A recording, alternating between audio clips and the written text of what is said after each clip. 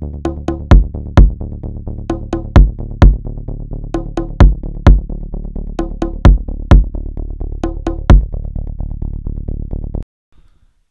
really thought my boy wouldn't make it.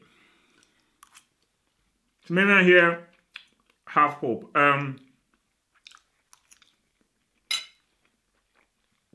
not going to take credit for predicting the scoreline because the easiest prediction of all time to make was that this would be 1-1. I want someone to check for me. Get into the comment section and I need you to confirm whether United have broken the record for most 1-1 draws in a single season, or most 1-1 draws at home. Because it's amazing. There are many elements I've got to say here, hence why I had to bring out the meal. This is a nice little pasta meal with some good old organic olive oil. The match as a whole, United, their approach to this was the wrong approach. I feel that Mourinho said to his team that let us not necessarily be conservative, but let us just try to contain and be very organized and disciplined. Celta Vigo took advantage of that. I'll get to Guidetti at the end. If Celta Vigo had a striker with any sort of talent that have won this game, they had no striker. And first 15 or 20 minutes, Celta Vigo, they had possession of the ball. Iago Aspas he was running blind all over the place.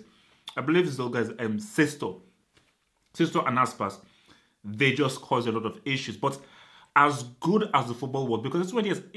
Is this really good football? Is it really good football if you're not really creating clear-cut chances? Is it really good football if all of your play is in front of the defense? I don't know. Yes, it was nice and pretty.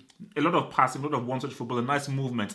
But you weren't creating clear-cut chances. And if I'm a manager, I'm like, guys, we need to score. Cross the ball into the box.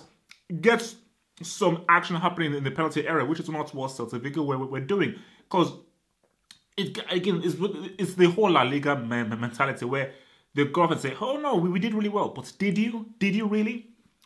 Then United, they got back in the game. Mkhitaryan, for me, was United's best player. As in, he really was the only person that said, I'm going to take it upon myself and actually try to force the issue. Actually try and move forth.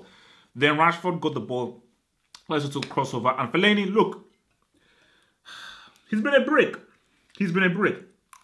But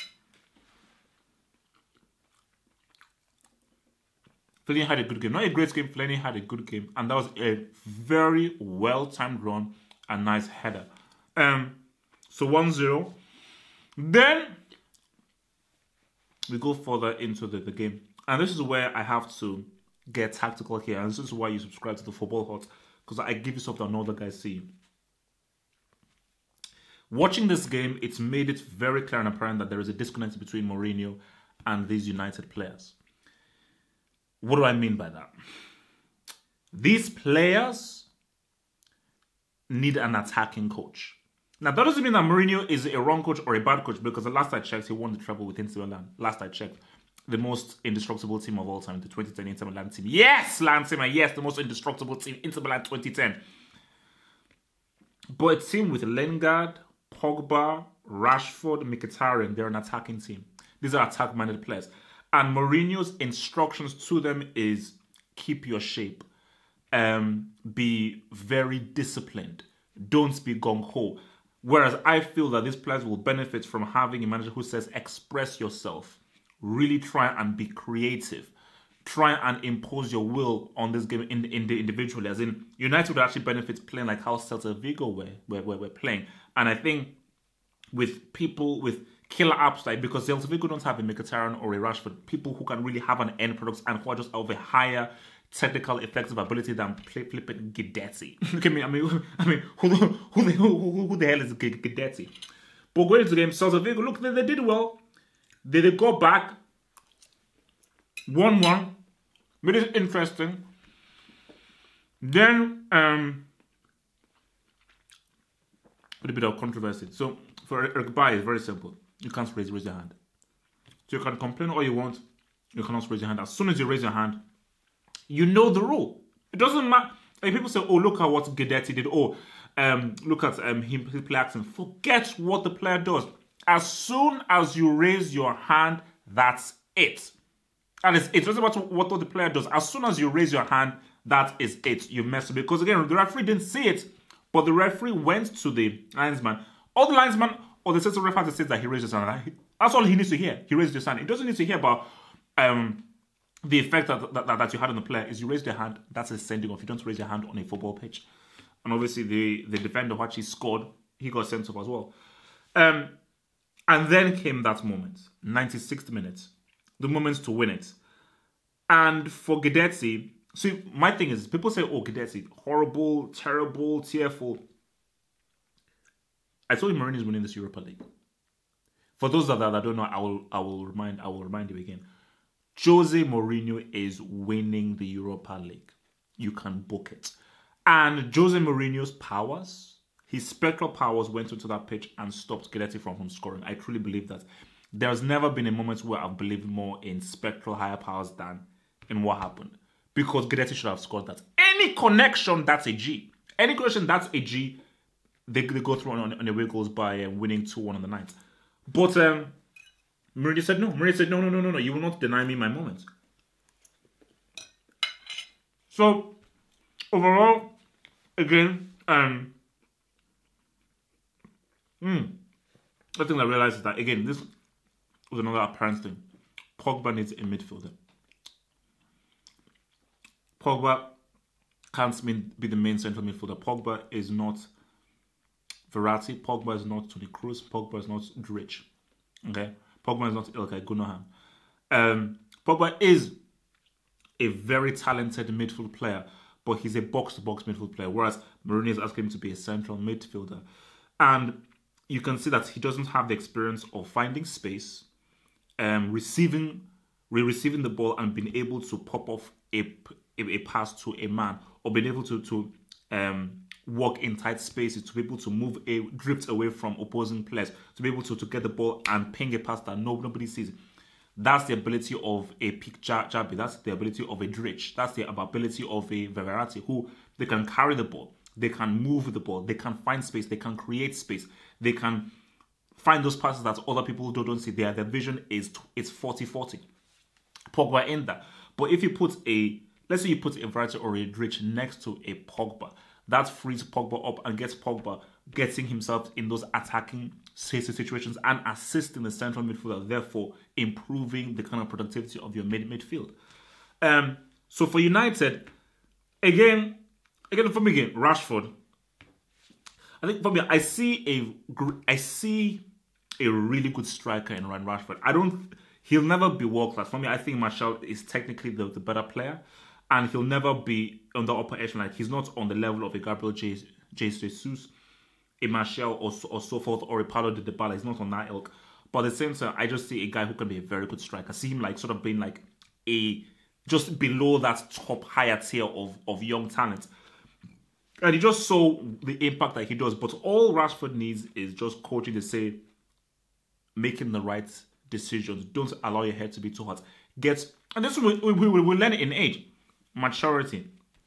Better decision making. Not rushing too much. And again, you're looking at that chance that he had where he created that chance for himself, but with better composure, you can take the ball around the keeper, around Alvarez. Open your body up. If you know you can't chip with your left leg, open your body up, use your right foot to slot it into the bottom right. These are just things that he will learn and mature, but also needs coaching of to pretty much refine bits of opponent's game, and he can turn into a very lethal striker. So overall for United, it was a good performance in patches, but you look at, hence why I said the whole disconnect between Mourinho and the players, and I think in particular Mkhitaryan. Like, I'm not sure whether Mkhitaryan works with Mourinho's ideology, because Mkhitaryan for me is a counter-attacking weapon. He's a player who will flourish in a fast-moving team. As in, you put Mkhitaryan in Guardiola's system, he will be amazing, because he thinks very quickly. He's willing to dribble. He can find space. He can create space for himself, and he's always willing to move forward. Whereas for Mourinho, he wants guys being very technical. He doesn't like things being done at a fast pace. He likes things being done at a medium pace where you are surgically trying to break down the opponents and you're really dogged in your role and in your position. As in, literally, Mourinho's first thing is that stick to your position, stick to the game plan. Do not stray away from the game plan. So he will not allow you to say, express yourself, which is what like an Ancelotti would do. Not really a Guardiola, but especially an Ancelotti, but a Guardiola wants you to play quickly, wants you to move the ball around and wants you to be inventive. Not the same with Mourinho. So, but again, who knows? But I think what Mkhitaryan and Rashford and these players can learn is tactical understanding. You know, discipline, footballing tactical discipline, which is what Mourinho says, which is why the Mourinho teams are so hard to beat, because of how much discipline that Mourinho demands from all of his players, especially attacking players. But again, for United, they're into the Europa League final. I think they'll do it. I think they will do it for me. It's a shame that Mourinho won't play Martial, Rashford and Mkhitaryan, because I think there's a really great team in this United team. There's a really great team. But I just don't think the players there really mesh well with Mourinho. Maybe that's why Mourinho needs a summer to really try and balance out the team. So it's really more of his team that can really carry out his ideology. But again, for United, it's still a work in progress. But still, if it's a work in progress, I still feel there is enough in this team to go to that final and beat Ajax. Yes, Ajax look impressive. They almost lost, by the way, to Lyon, so the United. But I just think that for Rashford, Mkhitaryan, Eric Bailly is a humongous loss. That is a massive loss, because Eric Bailly has been one of the best players this season that I've seen. As far as just defending, consistent defending, he has been superb. So it's going to be a huge miss. But I think overall, I think that with Rashford, with Mkhitaryan, Martial, if he's going to play him, Pogba still. The thing with the Pogba, it wasn't his greatest game, but he has those moments. He has just those moments that really can turn into goals, and he will always have a moment that can always create a chance, which is why he's so useful to have on the pitch. But I think with all that talent there, I just think it'll be too much for Ajax to withhold. But still, if United are too conservative in a final, because a final is a whole different game, I just think, Mourinho, you've got to mix it up, and you've got to maybe entrust in the kind of ability, the youthful bravery and confidence of this team, because this is a very talented team, a young, talented team that I think you need to give it lots more confidence in, rather than trying to over-coach them and shackle them. But again, they did it, and I repeat myself, Jose Mourinho will win the Europa League, because at the end of the day, this is Jose flipping Mourinho. Peace out. Subscribe and follow me on Twitter. Peace.